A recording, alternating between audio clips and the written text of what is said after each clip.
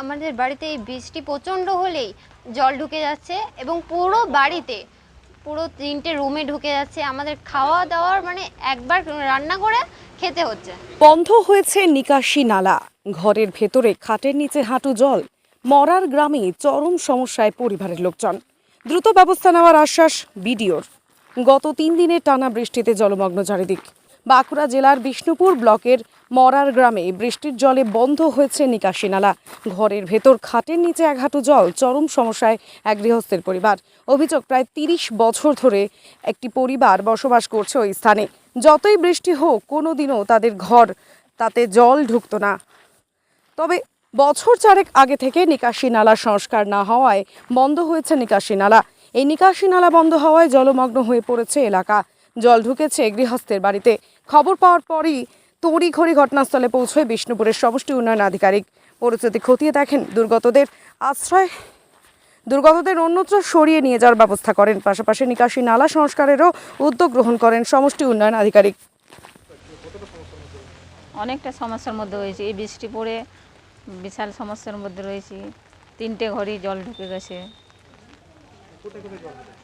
3টে বাড়ির ভিতরেই জল, খাটের তলে। হ্যাঁ, পুরো বাড়িতে জল। ওই বৃষ্টি বেশি হলেই জলটা ঢুকে যাচ্ছে। পুকুর আছে, সামনে আছে। হ্যাঁ, আজ 4 বছর হচ্ছে। ওই থাকার সমস্যা হচ্ছে, খাওয়া দাওয়া থাকা। আর 5 দিন হচ্ছে। হ্যাঁ, জানিয়েছি, আজকে আসছিল। আমি এইটার ব্যবস্থা চাইছি, একটা ব্যবস্থা করো যেমন জলটা ঢোকে। 3টা রুম। হ্যাঁ, 3টে রুম। হ্যাঁ, 1 হাঁটু জল। অনেক সমস্যা।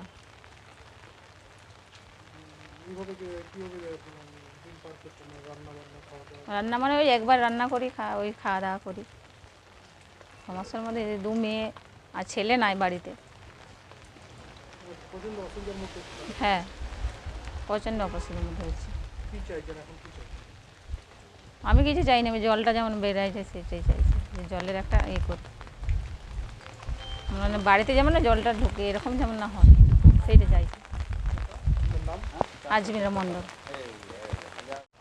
আমাদের বাড়িতে এই বৃষ্টি প্রচণ্ড হলেই জল ঢুকে যাচ্ছে এবং পুরো বাড়িতে পুরো 3টে রুমে ঢুকে যাচ্ছে। আমাদের খাওয়া দাওয়ার মানে একবার রান্না করে খেতে হচ্ছে, মানে থাকার প্রচণ্ড সমস্যা। আমাদের 30 বছরের বাড়ি, কোনো দিনও ঢোকেনি। এই 4 বছর আমাদের এত সমস্যা হচ্ছে যে আমরা থাকতে পারছি না। হ্যাঁ, বৃষ্টি হলেই ঢুকে যাচ্ছে।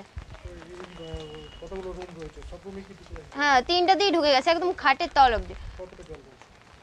ওই 1 হাঁটুর থেকে একটু কম। নিচের তলাটা পুরো।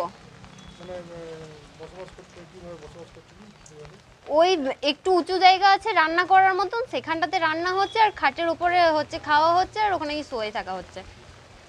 5 দিন এরকম ভাবেই রয়েছে।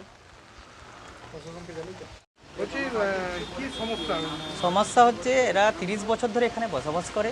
এদের বাবা নেই, বাবা অ্যাক্সিডেন্টে মারা যায়। এরা 3 মা ছেলে মেলে থাকে। এই হচ্ছে ব্যাপারটা হচ্ছে যে জল যে একতলাটা ডুবে গেছে, টোটাল ড্রেন নিকাশি ব্যবস্থাটা বন্ধ হয়ে গেছে।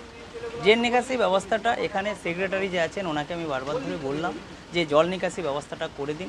প্রশাসনের লোক তৎপরতা হয়ে আজকে এসছে, কাজ করছে। জল নিকাশি ব্যবস্থা কতটা ক্লিয়ার হবে সেটা তো বোঝা যাচ্ছে না। যতক্ষণ না ক্লিয়ার হচ্ছে এরা আতঙ্কের মধ্যে আছে। পুরো পরিস্থিতি খুবই খারাপ আছে, ওরা রান্নাবান্না করে খেতে পাচ্ছে না।